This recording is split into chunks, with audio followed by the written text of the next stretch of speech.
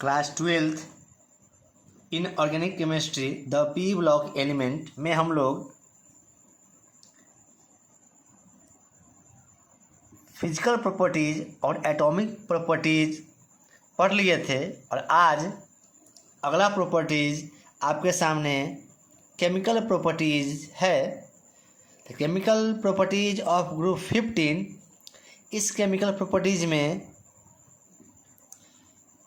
3 category में बांटा गया है। Number 1, reactivity towards hydrogen, reactivity towards oxygen और reactivity towards halogen.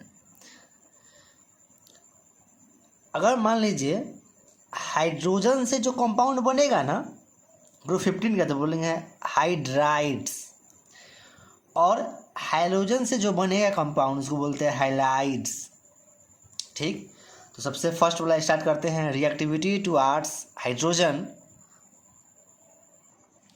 Reactivity towards hydrogen में हाइड्राइड ऑफ ग्रुप 15 ये टाइप बनाता है ES3 टाइप। ई का मतलब है group 15 element, nitrogen, phosphorus, arsenic, antimony, bismuth, E है। और हाइड्राइड S3 सब में NH3 अमोनिया, PH3 फॉस्फीन, ऐसे ही सब। ज़्यादा बोलना आसान NH3 है, अमोनिया तो डिफ़िकल्ट लगता है बोलने में, इसलिए प्रायः सभी टीचर चाहे सभी स्टूडेंट NH3 ही यूज करता है, NH3 PH3। क्लियर।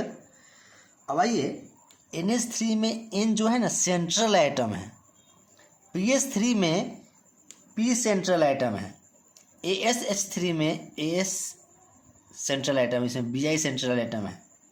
ठीक, अब उसमें है number 1, bond dissociation enthalpy, bond dissociation enthalpy term है बॉन्ड एनर्जी, और एक है बॉन्ड डिसोसिएशन एनर्जी या इंथैल्पी। बॉन्ड एनर्जी, और मान लीजिए नाइट्रोजन और नाइट्रोजन 2 एटम मिलकर बॉन्ड बना रहा है, तो इसको तोड़ने के लिए 160 किलो जूल पर मोल एनर्जी लगाना होगा। या नाइट्रोजन ट्रिपल बॉन्ड बना रहा हो, इस बॉन्ड को तोड़ना है तो हमें एनर्जी लगाना होगा लगभग 946 किलो जूल पर मोल। ठीक, तोड़ने में एनर्जी कितना लगा? 160, तो यही कहलाएगा बॉन्ड एनर्जी। तो बॉन्ड एनर्जी 2 एटम के लिए यूज करते हैं। एटम सेम भी हो सकता है, एटम डिफरेंट भी हो सकता है। जैसे मान लीजिए H और F है, HF बॉन्ड को तोड़ने के लिए कुछ एनर्जी लगाना होगा, ये भी आएगा बॉन्ड एनर्जी। एक है बॉन्ड डिसोसिएशन एनर्जी, ये होता है 2 से अधिक एटम के लिए, जैसे NH3, CH3, CH4। तो 2 से अधिक एटम का बॉन्ड तोड़ना हो ना, तो उस एनर्जी को बोलते हैं बॉन्ड डिसोसिएशन एनर्जी। क्लियर, आया समझ में? तो बॉन्ड एनर्जी और बॉन्ड डिसोसिएशन एनर्जी में अंतर। 2 एटम के लिए जो होता है डायटोमिक, 2 से अधिक बोल सकते हैं पॉलीएटॉमिक। अब आइए कुछ 11th का बात है। बॉन्ड एनर्जी डिपेंड किस पे रहता है? तो बॉन्ड एनर्जी नंबर 1 साइज पे डिपेंड करता है। साइज जितना छोटा होगा बॉन्ड एनर्जी उतना ही ज़्यादा होगा। दूसरा, बॉन्ड पे डिपेंड करता है, बॉन्ड पे सिंगल बॉन्ड है कि डबल बॉन्ड है कि ट्रिपल बॉन्ड है। सिंगल बॉन्ड थोड़ा वीक होगा, डबल बॉन्ड उससे ज़्यादा स्ट्रॉन्ग, ट्रिपल बॉन्ड सबसे स्ट्रॉन्ग। जैसे अगर नाइट्रोजन सिंगल बॉन्ड बनाता है तो इसको तोड़ने के लिए 160 किलो जूल चाहिए, और डबल बॉन्ड बनाए तो इसको तोड़ने के लिए 418 किलो जूल, और ट्रिपल बॉन्ड बनाएं तो इसको तोड़ने के लिए चाहिए 946 किलो जूल पर मोल। क्लियर। तो बॉन्ड पे भी डिपेंड रहता है। तीसरा, पी कैरेक्टर पे डिपेंड करता है। अगर पी कैरेक्टर इंक्रीज होगा ना तो बॉन्ड एनर्जी डिक्रीज करेगा। कैसे? देखिए, मान लीजिए sp है, sp2 है, sp3 है। इसमें p का परसेंटेज देखिए, s भी 50%, p भी 50%। इसमें देखिए 3 पार्ट्स है पूरा, 100 में 3 से भाग दीजिएगा ना, अगुने 2 तो परसेंटेज निकल जाएगा, तो आपको आएगा लगभग 66%। अगर अभी देखिए 4 पार्ट्स में बटा हुआ है, 3 1 4, तो 100 में 4 से भाग दीजिए, और पी का 3 पार्ट्स है, परसेंटेज निकालने आता होगा आप लोग को 75%। मतलब पी का परसेंटेज आ गया 50%, P2 में ई का परसेंटेज हो गया sp2 में 66.7%, sp3 में पी का परसेंटेज हो गया 75%, जो आप ये देख चुके थे। क्लियर। अब देखिए sp3 हाइब्रिडेशन का एग्जाम्पल है carbon carbon single bond, sp2 में डबल बॉन्ड, sp में ट्रिपल बॉन्ड। सोचिए इस बॉन्ड को तोड़ने में हमको कम एनर्जी लगेगा, लगभग 83 के आसपास किलो कैलोरी में लिख रहे हैं, और यह लगेगा लगभग 145 और यह 192। ठीक है। अब देखिए पी कैरेक्टर यहाँ 50 था, 67, 66, 75, और पी कैरेक्टर इंक्रीज कर रहा है तो बॉन्ड एनर्जी क्या हो रहा है? डिक्रीज कर रहा है। ठीक, आया समझ में? ये सब क्लास 11th में पढ़ना था। बॉन्ड एनर्जी किस किस पे डिपेंड करता है, तो आप पढ़ लिए। साइज पे डिपेंड करता है, बॉन्ड पे डिपेंड करता है, और पी कैरेक्टर पे डिपेंड करता है, और एक इलेक्ट्रोनिगेटिविटी पे डिपेंड करता है। तो जानकारी हासिल कर लिए जो 11th का था। अब आइए अपने सब्जेक्ट पे आते हैं। मेरा है bond dissociation enthalpy. The size of central atom increases, और सेंट्रल एटम का साइज इंक्रीज हो रहा है। The attraction between central atom और हाइड्रोजन डिक्रीजेज। ग्रुप में क्या होता है? धीरे धीरे साइज बढ़ता है। साइज बढ़ेगा ना तो न्यूक्लियस जो इलेक्ट्रॉन, बाहरी इलेक्ट्रॉन रहेगा, उसको कम अट्रैक्ट करेगा साइज बढ़ने से। नाइट्रोजन सबसे ज़्यादा बाहरी इलेक्ट्रॉन को, इनकमिंग इलेक्ट्रॉन को अट्रैक्ट कर सकता है, करता है। यही कर रहा है, the attraction between central atom and hydrogen decreases. Hydrogen के पास भी इलेक्ट्रॉन है ना, इसलिए दोनों के बीच में अट्रैक्शन डिक्रीज करता है। जब अट्रैक्शन डिक्रीज कर रहा है मतलब फोर्स डिक्रीज कर रहा है। जब फोर्स डिक्रीज हो रहा है तो कम एनर्जी में तोड़ सकते हैं। कम एनर्जी में तोड़ सकते हैं मतलब बॉन्ड डिसोसिएशन एंथैल्पी या एनर्जी डिक्रीज करता है। डिक्रीज कर रहा है मतलब ट्रेड यही होगा। NH3 के पास सबसे ज़्यादा बॉन्ड डिसोसिएशन एनर्जी होगा, उसको इसके पास, उसके पास, इसके सबसे लिस्ट इसके पास। क्लियर। तो बॉन्ड डिसोसिएशन एंथैल्पी ग्रुप में डिक्रीज करता है, और यही बॉन्ड डिसोसिएशन एंथैल्पी आपको 3 चीज़ सीखने में मदद करेगा। सॉरी 2। नंबर 1, एक स्टेबिलिटी, दूसरा रिड्यूसिंग प्रॉपर्टी।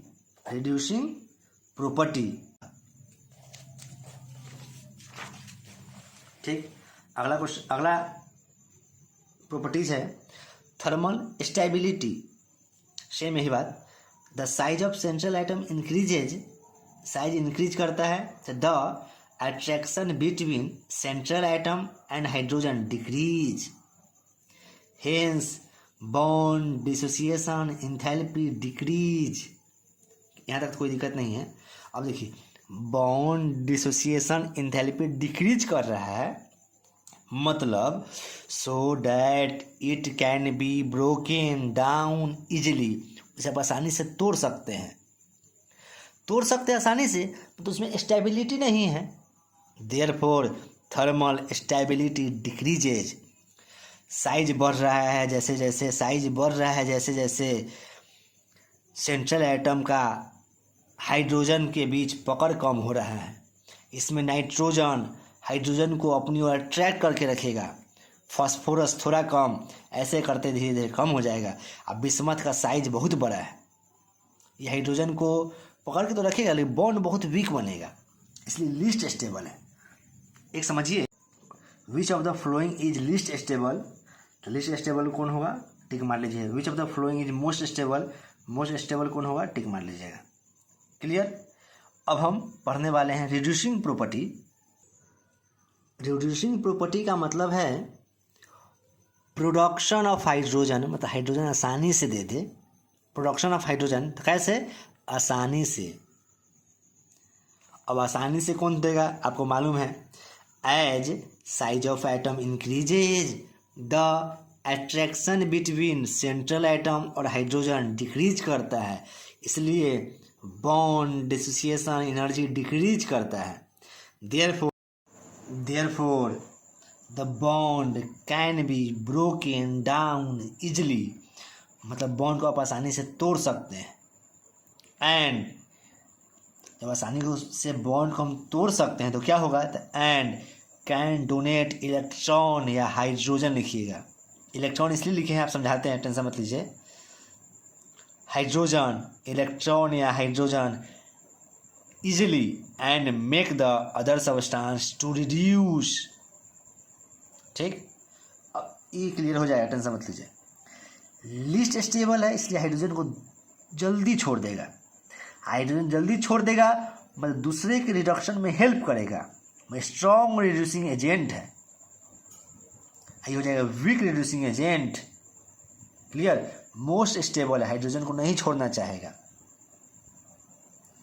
अब जरा आप बतलाइए तब हुआ, जो HF है ये हाइड्रोजन को छोड़ेगा, सर कभी भी नहीं छोड़ेगा, इसका इलेक्ट्रोनेगेटिविटी होता है 4, साइज में सबसे छोटा, हाइड्रोजन को पकड़ के रखेगा, मतलब रिड्यूसिंग एजेंट नहीं होगा। आइए अब थोड़ा हम एक रिड्यूसिंग एजेंट का डिफिनेशन, रिडक्शन का डिफिनेशन देखना चाहते हैं, तो आपको ये बात अच्छे से समझ में आने लगेगा। आइए हम एग्जाम्पल ऑलरेडी लिख दिए हुए हैं, टाइम बचता है और MB भी बचता है। आइए H2S Cl2 रिएक्शन किया, HCl बन गया, S बन गया, और आप जानते हैं इस Cl2 में क्या हुआ, H जूटा है ना, तो बना है HCl, मतलब हाइड्रोजन जूटा है, तो रिडक्शन हुआ ना, इसमें क्या हुआ, रिडक्शन। अब सोचिए इसमें रिडक्शन काहे हुआ, सर ये हाइड्रोजन दिया तब ना रिडक्शन हुआ, ये दिया ना तो ये एजेंट हुआ, क्या होगा, एजेंट होगा। अब ये एजेंट किसको बोलते हैं, जैसे मान लीजिए LIC का एजेंट है, तो LIC वो अपना खोलता है क्या, दूसरे का LIC खोलेगा। कोई सहारा का एजेंट है तो अपना खाता खोलेगा, दूसरे का खाता खोलेगा। ठीक उसी प्रकार ये एजेंट हुआ, इसको हाइड्रोजन दिया है। सर कहना क्या चाहते हैं, मतलब ये जो एजेंट है ना रिडक्शन करवाया है, ये जो एजेंट है ना रिडक्शन करवाया है, इसलिए रिड्यूसिंग एजेंट हुआ। समझ में आया। ओ, जो रिडक्शन में हेल्प करेगा वो रिड्यूसिंग एजेंट। हाँ सोचिए, पता है खुद ऑक्सीडाइज हुआ होगा, इससे हाइड्रोजन हटा है ना, तो इसमें ऑक्सीडेशन होता है। रुझे हम केमिस्ट्री को ज़्यादा नहीं छेड़ते हैं, हम अगले आते हैं, अगले पेज में आ रहा है, टेंशन मत लीजिए। सोचिए कि एक एग्जाम्पल लेते हैं आपके सामने, एग्जाम्पल है एग्जाम्पल लेते हैं H2 और O2 का, बनेगा H2O। सोचिए इसमें क्या हुआ, हाइड्रोजन जुटा है ना, ये रिडक्शन हुआ। क्या हुआ, रिडक्शन।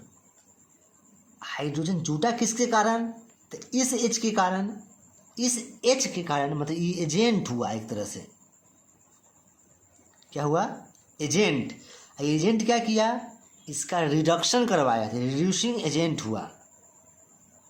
अब सोचिए इसका रिडक्शन हुआ। अब इसमें आइए,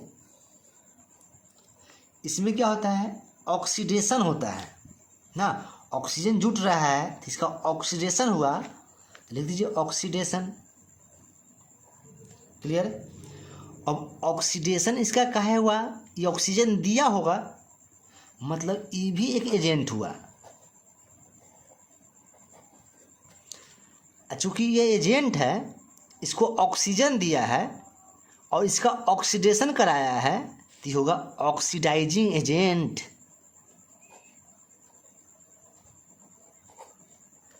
ऑक्सीडाइजिंग एजेंट। सर बहुत कन्फ्यूजन हो रहा है, वो हम कहना चाहते हैं जो रिड्यूसिंग एजेंट होता है ना, रिड्यूसिंग एजेंट वो खुद ऑक्सीडाइज होता है। कन्फ्यूजन हो गया क्या, इसका रिडक्शन हुआ तो रिडक्शन में हेल्प किया H2, H दिया था इसलिए रिड्यूसिंग एजेंट हुआ। क्लियर, सिंपल बात। अब समझिए, कैन डोनेट इलेक्ट्रॉन या हाइड्रोजन। अब आपको इलेक्ट्रॉन समझना है, इलेक्ट्रॉन समझने की कोशिश कीजिए। आप डिफिनेशन जानते हैं, लूजिंग, लॉस ऑफ इलेक्ट्रॉन। अगर लॉस ऑफ इलेक्ट्रॉन हो तो उसको ऑक्सीडेशन बोलते हैं, और गेन ऑफ इलेक्ट्रॉन हो तो उसको रिडक्शन बोलते हैं। क्लियर। आइए समझते हैं, एक एग्जांपल लिए। लॉस ऑफ इलेक्ट्रॉन मतलब लिथियम एक इलेक्ट्रॉन लॉस करेगा तो इसका क्या होगा, ऑक्सीडेशन। क्लियर। एक उठाते हैं फ्लोरीन, एक इलेक्ट्रॉन लेके F माइनस बनाएगा और इसका होगा रिडक्शन। आप जानते हैं loss of electron, oxidation, loss किया ना एक इलेक्ट्रॉन, और गेन ऑफ इलेक्ट्रॉन, इलेक्ट्रॉन ने गेन किया इसलिए F माइनस रिडक्शन। आप पढ़े थे ना, जो रिडक्शन में हेल्प कराए इसलिए हम लिखते हैं। अब देखिए देखिए ये क्या हुआ, इलेक्ट्रॉन लिया, इलेक्ट्रॉन लिया, इलेक्ट्रॉन लिया, ये क्या हुआ, इलेक्ट्रॉन दिया, इलेक्ट्रॉन दिया। अब ध्यान से देखिए, एक मिनट, इसमें ऑक्सीडेशन। अब थोड़ा पीछे पेज पलटते हैं धीरे धीरे, ध्यान से देखिए। इसका ऑक्सीडेशन हुआ था ना, इसका ऑक्सीडेशन हुआ था ना, रिड्यूसिंग एजेंट था। जी सर, इसका ऑक्सीडेशन हुआ, इसमें हाइड्रोजन हटा था इसलिए रिड्यूसिंग एजेंट हुआ। कहने का मतलब क्या है, ये रिड्यूसिंग एजेंट हुआ सर। हाँ, लिथियम रिड्यूसिंग एजेंट हुआ। अब फ्लोरीन ऑक्सीडाइजिंग एजेंट होगा। क्लियर। इसलिए बोले हम क्या, can donate electron, can donate, electron donate किया है इसलिए रिड्यूसिंग एजेंट होगा। एक और बात, पूरे पीटी में स्ट्रॉन्गेस्ट रिड्यूसिंग एजेंट लिथियम है, ऑक्सीडाइजिंग एजेंट फ्लोरीन है। शायद समझ में नहीं आया होगा, लेकिन कोशिश कीजिए समझने का। इसके लिए हम बाद में एक अलग से वीडियो देखेंगे।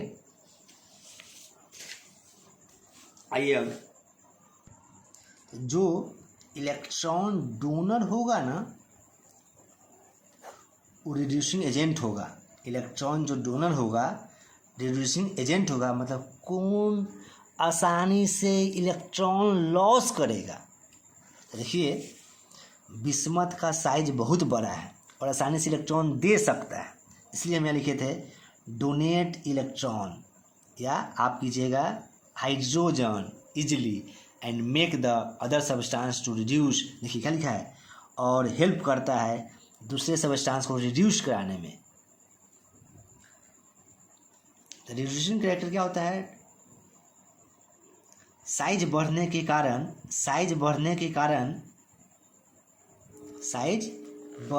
कारण सेंट्रल एटम और हाइड्रोजन के बीच जो फोर्स रहता है डिक्रीज करता है। फोर्स डिक्रीज करेगा मतलब बॉन्ड डिसोसिएशन एनर्जी डिक्रीज करेगा, मतलब इसको आप आसानी से तोड़ सकते हैं, इसलिए ये आसानी से हाइड्रोजन दे देगा। इसलिए स्ट्रॉन्ग रिड्यूसिंग एजेंट, मतलब ग्रुप की बात करें तो रिड्यूसिंग प्रॉपर्टी धीरे धीरे बढ़ता है। तो जो लीस्ट स्टेबल होगा ना वो स्ट्रॉन्ग रिड्यूसिंग एजेंट होगा। जैसे याद कीजिए, लीस्ट स्टेबल है मतलब आसानी से हाइड्रोजन दे देगा हाइड्रोजन। क्लियर? और देखिए रिड्यूसिंग कैरेक्टर या प्रॉपर्टी 4 नंबर था, एक तीसरा छूट गया, अब उसको हम देखते हैं। क्लियर? समझाने का प्रयास किए हैं, 2-3 बार देखिएगा तो समझ में आ जाएगा। ये नेक्स्ट है बेसिक कैरेक्टर या बेसिक स्ट्रेंथ। इसको हम 3 तरह से समझने का प्रयास करेंगे। एक डेंसिटी के आधार पे, एक इलेक्ट्रोनिगेटिविटी के आधार पे, और एक हाइब्रिडाइजेशन के आधार पे, जिसे बोलते हैं डायगॉस रूल। इसका बाद में लेक्चर देखेंगे।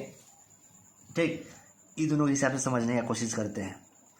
चूँकि इलेक्ट्रोनिगेटिविटी खुद डिपेंड रहता है साइज पे, तो हम बोल सकते हैं बेसिक स्ट्रेंथ साइज पे डिपेंड है। क्लियर? 2 की चर्चा करेंगे ना तो फील नहीं आएगा रियली में बेसिक स्ट्रेंथ कैसे बढ़ा। लेकिन जो डायगॉस रूल है ना हाइब्रिडाइजेशन का, ये एंगल बतलाता है और इसी में यूज होगा प्योर ऑर्बिटल, तब आपको समझ में आएगा रियली में बेसिक कैरेक्टर डिक्रीज क्या हुआ है, बेसिक कैरेक्टर डिक्रीज क्या हुआ है। इससे आपको फील नहीं आएगा उतना अच्छा, लेकिन ये आपको फील देगा, मतलब भीतर से महसूस करे होगा आपको, हाँ ये बात सही है। आइए तो बिना फील का पढ़ते हैं। Basicity is the proportional to the electron density of the compound. Electron density पे डिपेंड प्रोपोर्शनल होता है बेसिसिटी या basic strength. If electron density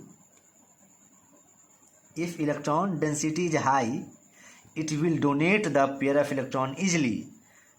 देखिए इसका साइज छोटा है नाइट्रोजन का, इसका इलेक्ट्रॉन डेंसिटी ज़्यादा होगा, मतलब ये आसानी से पेयर ऑफ इलेक्ट्रॉन डोनेट करेगा। साइज बड़ा होने के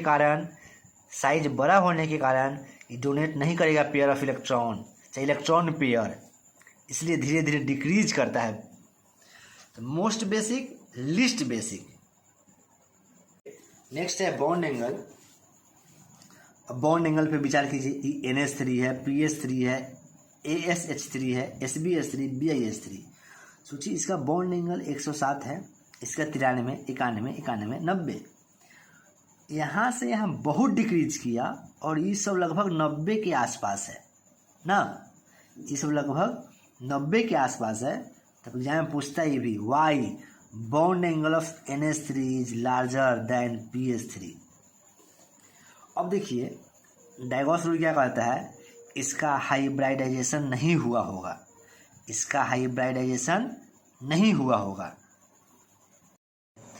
हाइब्रिडाइजेशन हुआ भी होगा ना, हल्का हुआ होगा, तब ना बॉन्ड एंगल लगभग 90 से थोड़ा ज़्यादा है।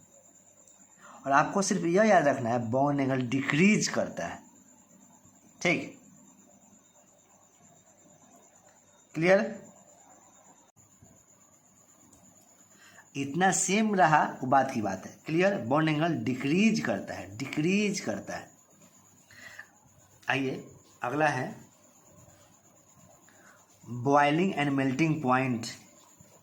NH3 PH3 लिख दिए, हम एक आंकड़ा दे दिए हैं, इसको आप याद नहीं कीजिएगा, सिर्फ फील कीजिए। ओ अरे घट गया फिर बढ़ रहा है, नहीं मतलब यहाँ से बढ़ना स्टार्ट हुआ सही से, कोई ट्रेंड चेंज नहीं हुआ है, कोई चेंज नहीं हुआ है। 185, 210, 254, 290, मतलब बॉइलिंग पॉइंट हो तब या मेल्टिंग पॉइंट हो तब, सब यहाँ के बाद बढ़ा ही है। आप बोल सकते हैं melting and boiling point increases, लेकिन इसमें इंक्रीज काहे नहीं हुआ, इसमें सॉरी गलती हो गया, इसमें इतना ज़्यादा फर्क क्यों आया, 195 से 139 हो गया, फिर बढ़ना स्टार्ट हुआ। मतलब NH3 के पास MP और BP ज़्यादा है, तक क्यों है देखिए, क्योंकि यह NH3 है ना, H बॉन्ड बनाता है। कौन बॉन्ड बनाता है? H बॉन्ड तब बनता है जब साइज में छोटा हो और इलेक्ट्रोनिगेटिविटी ज़्यादा हो। इस साइज में बड़ा है, इलेक्ट्रोनिगेटिविटी कम है, साइज में बड़ा है, इलेक्ट्रोनिगेटिविटी कम है, ठीक। Due to the H bonding इसका MP और BP ज़्यादा होता है। ऐसा वंडर वाल फोर्स इसके बीच में रहता है, इसलिए इसका MP BP कम होता है। Why NH3 has highest boiling point than PH3। बाद में एक प्लेलिस्ट बना देंगे मार्क्स 2 का, जो भी एग्जाम में भी पूछेगा ना मार्क्स 2, वो एक जगह आपको मिल जाएगा। लगभग 60 क्वेश्चन का लिस्ट मिलेगा। अब विश्वास दिलाते हैं, जिसमें से P ब्लॉक रहेगा कम से कम 30 क्वेश्चन, उसमें से 4-5 आ जाएगा ही। इसे लालच दे रहे हैं, इन्हें समझिएगा। बॉइलिंग पॉइंट और मेल्टिंग पॉइंट क्या हो रहा है? ओ, यहाँ से इंक्रीज, खाली E वाला सबसे ज़्यादा है, तो क्योंकि इसमें H बॉन्ड है। इसी के साथ आपका हाइड्राइड ऑफ ग्रुप कंप्लीट हुआ। क्लियर? अब हम नेक्स्ट वीडियो में मिलेंगे reactivity towards oxygen, reactivity towards oxygen. फिर उसके नेक्स्ट में मिलेंगे रिएक्टिविटी टुवार्ड्स हेलोजन। इतना छोटा छोटा टॉपिक है, हो सकता है दोनों एक ही वीडियो में आ जाए। चलिए, आप एक बार रिवीजन करते रहिए और देख के लिखिएगा मत, सिर्फ और सिर्फ बार बार रिवीजन कीजिए बस। अगर इसका PDF चाहिए कमेंट कीजिए, PDF सेंड कर देंगे। इसी के साथ अब अगले वीडियो में मुलाकात होगी।